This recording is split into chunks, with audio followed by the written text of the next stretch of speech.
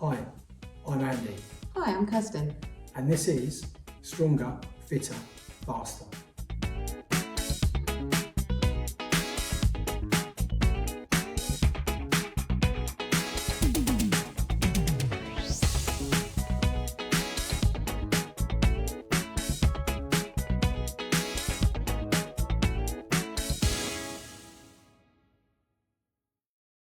Hello, Andy here, and I am running Manchester Marathon in about 9 weeks' time, which is quite a scary concept. So I wanted to give you my weekly training update. It's just me today. Unfortunately, Kirsten can't be with us. She is elsewhere today.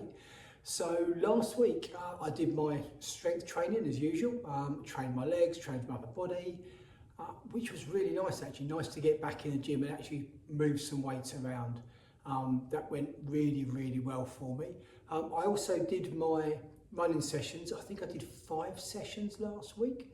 I did a nice recovery run on Monday after the terrible, terrible weather we had on the Sunday. We had hail and snow and it was awful, but I did a recovery run which was really nice. I coached for my local running club, Fairlands Valley Spartans. So we I had a nice group out with them, so I coached one of the groups there for the Tuesday. Wednesday I was in the gym. Thursday I had an interesting session. I put myself in a quite a split session, so I did a mile warm up. I did 2 miles at tempo. I then did 10 hill sprints and then 2 miles of tempo again and then a mile cool down. So that was quite a big session for me, fairly intense. I normally would do a marathon tempo run on a Thursday, but I wanted to mix it up slightly, so I put that session in, which was a good session, kept me honest. Friday, nice, easy, gentle hours run, which was, again, in the sunshine, which was quite nice. I was gym on the Saturday, so that was a nice rest day. And then Sunday was the big run, so a long run on the Sunday. This week it was 18 miles. I ended up leading the run as well. So again, for the club, for Fairlands Valley Spartans, I led the run. So we did 6.5 miles early. That was quite a sharp pace actually. We were dragged along by one of the youngsters. And then from there, we had a nice 10.5 mile run after that. So I had to make a little bit extra up afterwards, but it was quite nice. So it was 6.5 fairly sharp, and then sort of just about 11.5 afterwards, so 18 miles for the day, which was really good actually. I felt really good afterwards, legs weren't too tired, which was nice, and yeah, it's gone all right this week. So week 9's all right, in double figures next week, which will be again another push, but it's gone all right. What would I have done differently? So it's interesting when I look at what I would do differently. My training regime is fairly much put in place now, a mix of strength training and the running. I think one thing I need to add in a little bit more is plyometric work. So I need to add more bounding in and more jumping. I know I'm strong because of what I lift.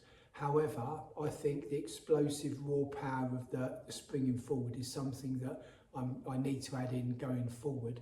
However, I'm a bit hesitant doing that in week 9 of marathon training. I should have probably brought that in maybe a month earlier, because if I now do it and I potentially have a risk of injury during March as the miles really start to build, that is a concern. But if I do it small bounds to start with and then gradually increase the volume and take a bit of the weights out, that would be quite nice. It was quite nice on Thursday to actually spin my legs out quite hard. When you coach at a running club, you always take a group lower than you normally run with. So the effort level there wasn't as hard. So to put that harder session in on Thursday caught me out a little bit, because it was about 7.5, 8 mile session in total. And so there's quite a lot of volume there that I'm adding in. And doing that at pace, again, it was a tough session, kept me nice and honest. But it was nice to go out, nice to get it done. So I think that session gave me a nice little bit of variety rather than just intervals or tempo for a long distance. That being said, the tempo runs will start to come now because I need to get into that groove of what's my marathon pace going to be. Does my body feel comfortable at it? Does it get used to running at that pace? And that's quite important. So the speed work will still be done, but most importantly is just ingraining that pace into my running so that I actually know what I need to do on the day, and the pace then becomes natural and it becomes a rhythm, and I'm able to hold that for longer. As for Kirsten's training, it's gone really well this week. She is our human metronome. If I tell her to run at 8:45 pace, she generally goes between 8:44 and 8:47. I don't know how she does it either, but she is a bit amazing at that. So her pace judgment is really good. She's slowly building. She's getting back to where she needs to be, and I'm quietly confident on marathon day when she's at London. She'll have a very good day, and we'll be supporting her all the way around. So that's my update for today. Thank you very much for listening. Hopefully you are. If they've got any questions, any comments as to any element of the training that I'm doing and why I'm recommending certain things and why I'm doing certain things, please do ask. Just pop a comment below. Don't forget to subscribe, and hopefully we can see you out on the road soon. Take it easy. Bye now, guys.